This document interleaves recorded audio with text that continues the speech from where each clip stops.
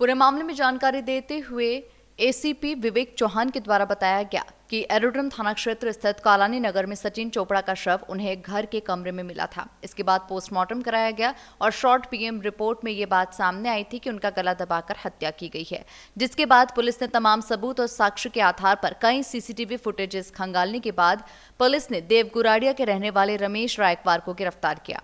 पूछताछ में खुलासा हुआ कि आरोपी रमेश के द्वारा कई लोगों से रुपए उधार लेने के बाद में सोने में निवेश के नाम पर सचिन चोपड़ा को दिए थे, लेकिन सचिन चोपड़ा रमेश के पैसे नहीं लौटा रहा है, जिसके कारण इन लोगों से आरोपी ने पैसे उधार लिए थे। वो उसे लगातार परेशान कर रहे थे। इसी बात को लेकर दोनों में मृतक सचिन के घर पर ही विवाद हो गया था और फिर हत्या की वारदात को अंजाम दिया गया था। फिलहाल पुलिस अन्य सबूत को लेकर भी आरोपी से पूछताछ में जुटी हुई है।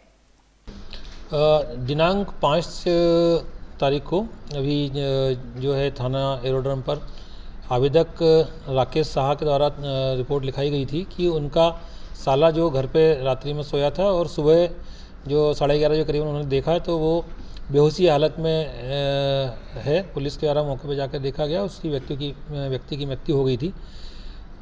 जो मृतक था सचिन चोपड़ा, उसके गले पे कुछ निशान, खरोंच के निशान थे, जिससे पुलिस को संदेह हुआ कि ये घटना हत्या की हो सकती है। पुलिस ने तत्काल पीएम कराया और शॉर्ट पीएम रिपोर्ट प्राप्त करी। तो शॉर्ट पीएम रिपोर्ट में ये क्लियर हुआ कि इसका गला दबाकर सचिन की जो है हत्या की गई है। जो पुलिस ने अज्ञात आरोपी के विरुद्ध तत्काल 302 जो है बीएनएस की धाराओं में अपराध दर्ज किया और हत्या का प्रकरण पंजीबद्ध करके विवेचना में लिया।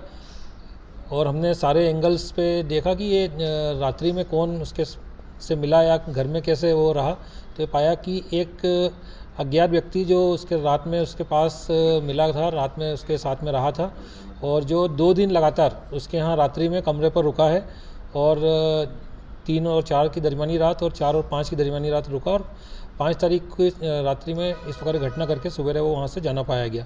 पुलिस ने आसपास के सीसीटीवी फुटेज और अन्य तकनीकी साक्ष्य के आधार पर जब इसकी जांच की तो कई हमारे फ्रंट खुले, कई सस्पेक्ट जैसे लोग रहे जो हमको चौराहे पर ऐसा लगा जिसके मिलते जुलते हुलिये के लोग समझ में आए।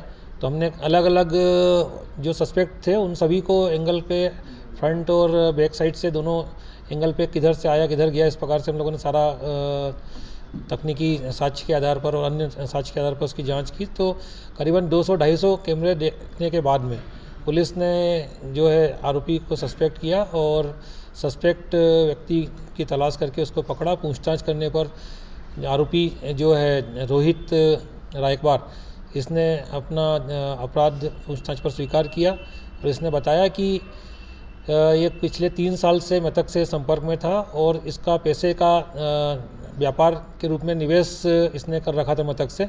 जो पहले जो है सोने में निवेश के नाम पर ये पैसे देता था, उसके बदले में उससे जो है 10% 20% का निवेश पे फ़ायदा इस प्रकार से इसको देता रहा। बाद में उसको और अधिक संख्या में पैसे इसने निवेश के लिए दिए और इसने लगभग 40-50 लाख रुपए इसको देना मृतक को बताया है। जो करीबन 1 साल से पैसे का इसको न तो रिटर्न किए थे, न इसको जो भी पहले निवेश से फ़ायदा मिलता था वो दे रहा था। तो इसकी लगातार मांग के दौरान इसने जो है दिनांक 3-4 की दरमियानी रात ये उससे मिला। तो यह और वह मृतक दोनों साथ में रुक गए और साथ में ही रहे। इन्होंने आपस में समलैंगिक संबंध भी बनाए और लगातार 2 दिन तक इसने पैसे की मांग करी, पर वो पैसे उसने दिए नहीं। तो इसने आवेश में आकर फिर उसके बाद में 5 तारीख को उसको जो है गला दबाकर उसको मौत के घाट उतार दिया।